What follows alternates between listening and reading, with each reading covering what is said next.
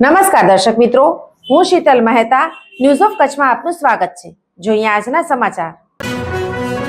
સસ્તા સોનાની લાલચમાં ફસાયેલ ફરિયાદીની ફરિયાદ ઉપર એલસીબી પોલીસે ગુનો શોધી કાઢી 28 લાખ ઠગો પાસેથી મેળવી 13 તુજકો અર્પણ અંતર્ગત ફરિયાદીને પરત અપાવ્યા।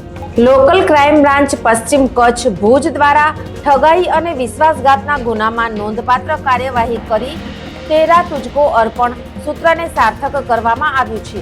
તે અન્વયે તારીખ 24/12/2025 રોજ અરજદાર નિત્યાનંદ ઉપાધ્યાય રહે બ્યાવર રાજસ્થાન દ્વારા લોકલ ક્રાઇમ બ્રાન્ચનો સંપર્ક કરી સસ્તું સોનું આપવાની લાલચ આપી રૂપિયા 28 લાખની ઠગાઈ કર્યાની ફરિયાદ નોંધાવવામાં આવી હતી।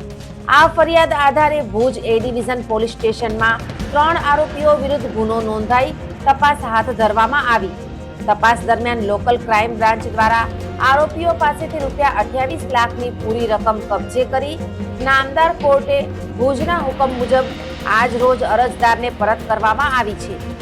લોકલ ક્રાઇમ બ્રાન્ચ પશ્ચિમ કચ્છ ભુજ દ્વારા આગળ પણ આવા ગુનાઓ સામે કડક કાર્યવાહી ચાલુ રહેશે। દર્શક મિત્રો, આજે 13 જાન્યુઆરી 2026 આ હતા આજના સમાચાર। આવતીકાલે ફરી મળીશું, ત્યાં સુધી મને રજા આપશો। નમસ્કાર।